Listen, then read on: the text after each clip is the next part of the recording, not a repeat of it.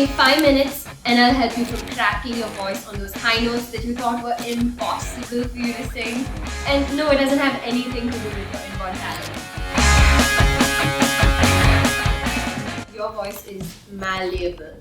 Malleable in the sense that you can train it and you can basically use the part of your voice that you think is going to be suited for that particular song or that note. You can, in the same song, you can do head voice, you can do your falsetto, you can do your chest voice, you can do mix of all of those. So what do I mean by that? Falsetto is going to be like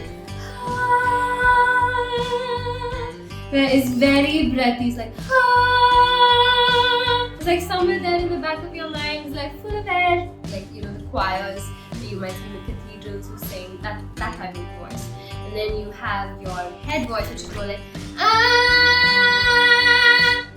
it's way in the back of your throat, the head voice. It doesn't have much to do with your chest. And now comes the chest voice, which is your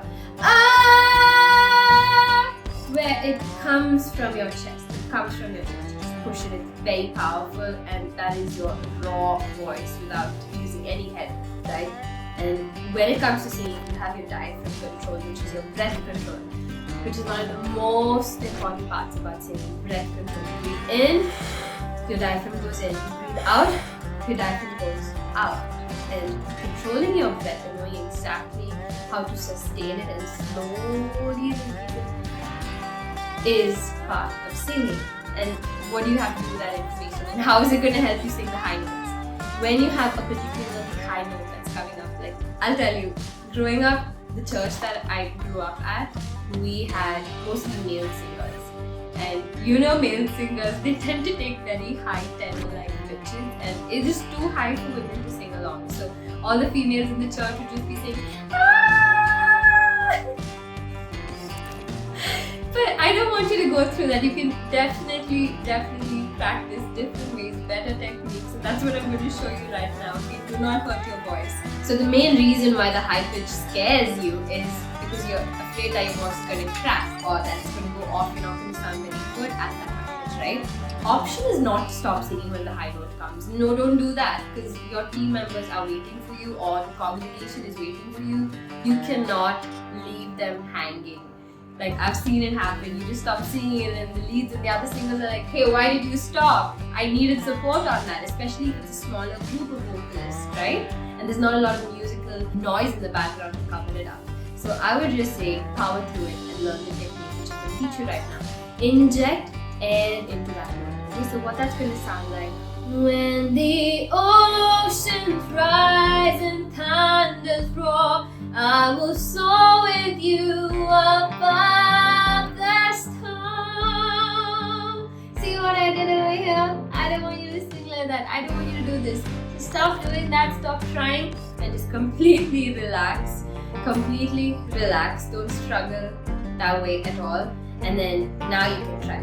And when the oceans rise and thunders roar, I will soar with you above the storm. I just injected air into that. So it wasn't just when the oceans rise and thunders roar. I'm exaggerating this so that you know exactly how strenuous some of us can make it. But I want you to sing when the oceans rise and thunders roar. This is the song title now. Let's do another example. Sing along with me. Try with me. Remember, I want you to inject air into that note. Inject air into it from your stomach. So your stomach is actually going to go inside into that. This is the air I breathe. And I'm desperate for you. So much air added into that. If I were to belt it, it would be like, and I'm desperate for you. It's a belt. It's draining your throat if that's not your register. Your voice is just not strong enough. Maybe you have a cold that day. You can try this. If you're sick and you cannot hit that pitch, you should definitely try this. And the elevated version of this is to mix your head voice with your belt voice, which is going to sound like this. And I'm desperate for you. So that was your head head, right? Let's mix it with chest. And